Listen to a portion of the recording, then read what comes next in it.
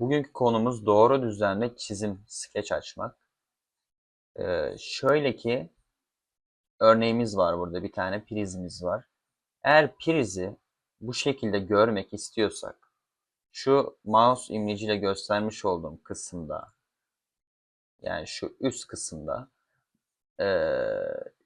adı da belli zaten üst kısım diyorum. Üst düzlemden çizimi açmamız gerekiyor. Eğer biz bu kısmı çizerken ön düzlemden çizim açarsak bize dik bir şekilde gelecek parça. Hemen örneğini gösteriyorum size.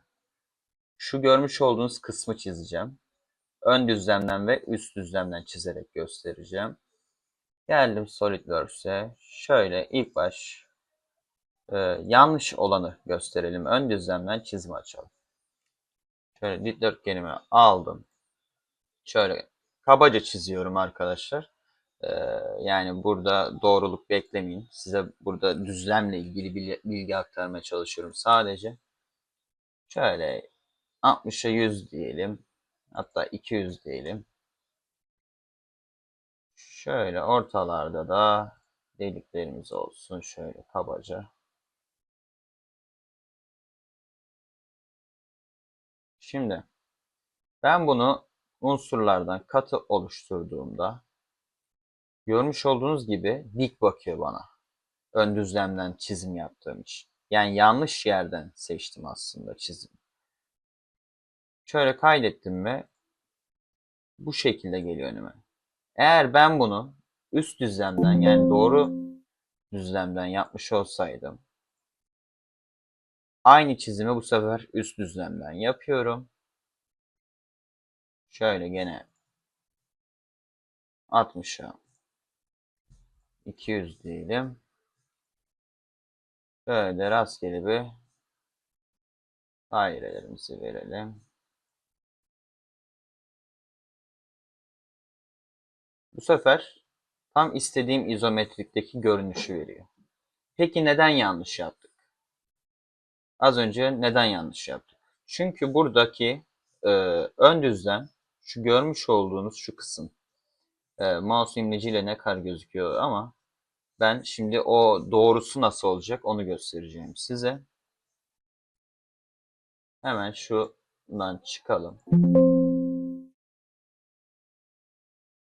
Diyelim ki ön düzlemli çizim açtık. Benim orada görmüş olduğum ön düzlem, hemen hızlıca ölçülerini vereyim. 60'a 40 diyelim. Şöyle geriye doğru atıp da ben buna 300 dersem eğer doğru çizime ulaşmış oluyorum. Bir örnek olsun. Bir diğer örneğimiz ise şöyle bardak çizimiyle yapalım. Evet, bardak çizimimiz. Şimdi bardak çizimimizde şurada imleçle göstermiş olduğum kısım bardağın üst kısmı. Şurası da ön kısmı.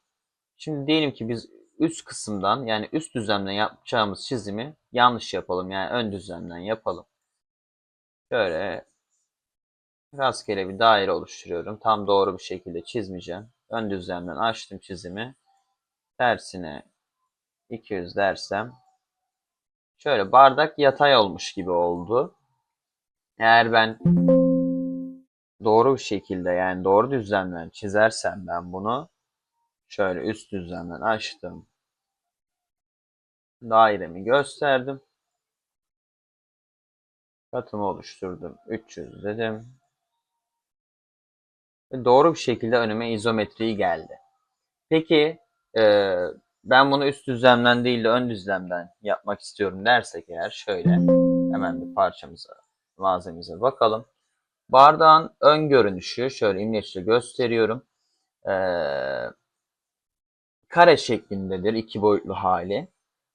Bunu da döndürerek katı oluşturma ya da üst düzlemden yapmak istiyorsanız loft ile katı oluşturma ile yapabilirsiniz. Ben şimdi ön düzlemdeki çizime göre doğrusunu çizeceğim size. Şöyle Solid'e geldim.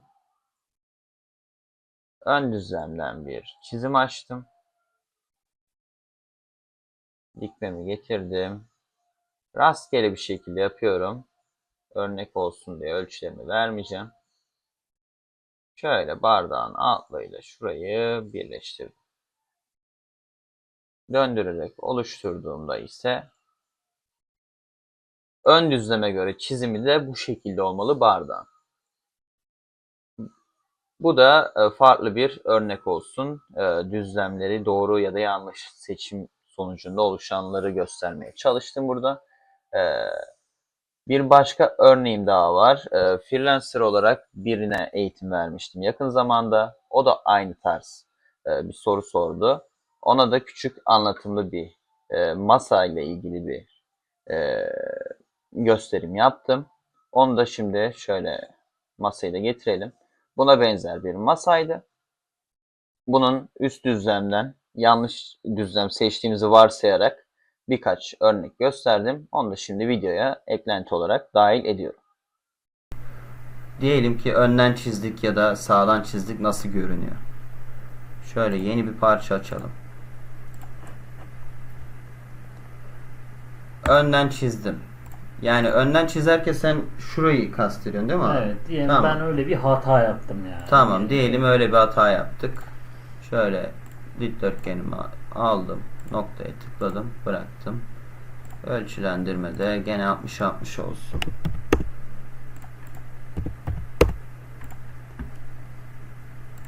Gene katı oluşturdum. Evet bak. Görmüş olduğun gibi abi, bu bana bakan kısımdan gösteriyor bunu şu an. Mesela diğerinde şöyleydi üstten yaptığımızda. Evet. Hemen o parçayı da açalım. Şöyle şu unsuru düzelttikten görebiliriz. Bu sefer üste bakıyor. Yani ön kısmını bana şu yüzeyi gösteriyor. Şu yüzeyi ön kısım olarak gösteriyor. Gelelim. Şöyle şundan bir çıkayım ben. Diyelim ki bunu rastgele bir kaydedelim. Masaüstü. NN yazalım şöyle bir. Bunu bir montaj içine çağıralım. Orada da görelim. NN tıkladım. Bıraktım. Evet, bana bu şekilde geldi. Aslında diğer türlü olması lazımdı. Yani bunu da döndüremiyorum, sabit. Aslında döndürebilirim. Ama bu sefer de merkezi kaçıracağım. Koordinatları kaçıracağım. İlk parça olduğu için koordinatları, sabitlik kısmını kaçıracağım. O detay abi, istersen sana onu göstereyim. Sağa tıkladım. Şurada 100 kısmı var. Evet. Ona tıklarsam abi bu parçayı istediğim gibi döndürebilirim. Şöyle, hatta ben sana şuradan bir komut ekleyeyim. Kendime de eklememişim. Döndür komutu. Bileşeni döndür. Şöyle döndürebilirim aslında. Ama bak, gördüğün gibi abi tam düzgün bırakamam ben bunu. Böyle bıraktım rastgele. Şöyle gene sabitleyeyim ben bunu abi. Bak, sabitle geldi. Yüzlü sabitle oldu. Şimdi şöyle baktım ama tam düzgün değil aslında abi. Yanıltabilir bu seni. O yüzden bunu tavsiye etmem. Ben şimdi neyin nereden geldiğini bildiğim için genelde yapıyorum onları. Tamam. Çalışmalarında yanlış çizmişsem eğer. Diyelim ki sağdan çizdim ama bir şey değişmeyecek. Neden diyeceksin abi? Bununla bunun ölçüsü ve yüksekliği aynı. Hiçbir şey farkı yok. Ön ve sağ aynı çizim. Yani gene aynı sonucu alacaksın. Yani gene bu şekilde gelecek sana. İkisi de aynı çizim. Masanın ayakları bu şekilde olacak. Tamam. Aynen öyle abi. O yüzden diğerini göstereyim sağdan da. Bakalım. Yani ekleyelim bileşenlerden. Tamam. Şöyle bir daha çizelim. Sağ düzlemden açalım. Tıkladım. Şöyle ölçüsünü vermeyeceğim. Rastgele çizelim. Şöyle katı oluşturdum. Bu sefer böyleyken böyle geldi. Bir şey değişmedi aslında. Gene ön düzlemde aynı olduğu için tasarım. Ön düzlemde aynı ölçülerde olduğu için o kısımlar. Sadece böyleyken böyle geldi. Bunu da abi kaydedelim şöyle. SS diye kaydedeyim bu sefer. Bu sağ düzlem. Sağ düzlem bu abi. Neredeydi? Bizim bir montaj şeyimiz vardı ama onu kapatmışım. Şöyle bir montaj açalım tekrardan. Şöyle geldim. SS tıkladım. Şöyle izometrik bakalım. Yani gene aynı yön değişi sadece. Gene aynı şekilde geldi. Benim istediğim gibi gelmedi yani. Bu şekilde gelmedi. Yani bu hatalı oluyor. Yani yapacak olduğum parçaya göre ya da malzemeye göre, varsa eğer öyle bir ürün, ona göre çizmek lazım. Tam görünüşüne göre. Evet, bunu da kaydet.